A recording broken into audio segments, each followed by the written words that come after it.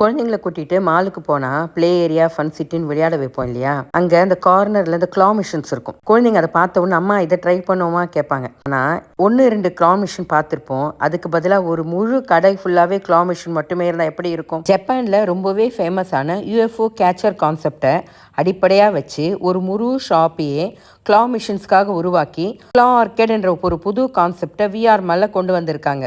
உள்ளே போன உடனே கண்ணுக்கு முன்னாடி கிட்டத்தட்ட 50 கிளா மிஷின்ஸ். ஒவ்வொரு மிஷினையும் ஒவ்வொரு விதமான சாஃப்ட் டாய்ஸ், கண்ணை கவரும் பிரைட் கலர்ஸ், அழகான டிசைன், பார்க்கும்போது ப்ரீமியமாக நல்ல quality toys, teddy bears, cute animals, angry birds மாதிரி கேரக்டர்ஸ், கலர்ஃபுல் கார்ட்டூன் கேரக்டர்ஸ். ஒவ்வொரு மிஷினும் ஒவ்வொரு விதமான டிசைன்ஸ். ஒரு மிஷினில் இருக்கிற டாயை பார்த்துட்டு அடுத்த மிஷினில் என்ன இருக்குன்னு பார்க்கணும்னு தோணுது. அந்த அளவுக்கு கலர்ஃபுல்லாகவும் ஐ கேட்சிவாகவும் முழு பிளேஸுமே ஒரு பெரிய டாய் வேர்ல்டு மாதிரி இருந்தது. குழந்தைங்க ஒரு மிஷினை பார்க்கும்போது அந்த டாய் வேணும் இந்த டாய் வேணும் சொல்லிகிட்டே இருப்பாங்க. ஆனால் அந்த கிளாவை ஒரு இடத்துல செட் பண்ணி சரியான நேரத்தில் ட்ராப் பண்ணி அந்த டாய்ஸை பிடிக்கணும். பிடிச்சா கிடைக்கிற எக்ஸைட்மெண்ட்டே வேறு லெவல். பிடிக்கலைன்னா இன்னொரு சான்ஸ். அதனால தான் கிட்ஸ் மட்டும் இல்லை, அடல்ட்ஸும் இந்த கேமில் ரொம்பவே என்ஜாய் பண்ணுவாங்க.